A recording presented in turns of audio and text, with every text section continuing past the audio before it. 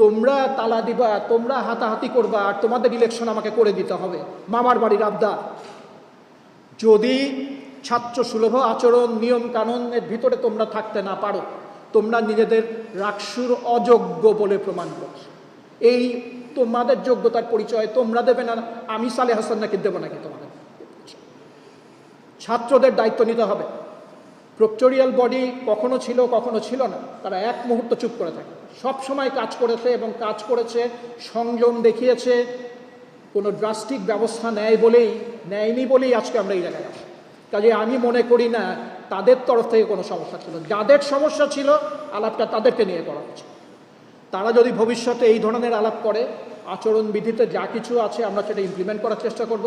তারপরেও যদি, এটাকে আমি অসভ্যতা ছাড়ার কোনো কিছু মনে করি না, তারপরেও যদি এই অসভ্যতা জারি থাকে, তাহলে রাষ্ট্র নির্বাচন অসভ্যতার শিকার হবে। এটার দায়িত্ব যাদের, তাদের নিতে হবে।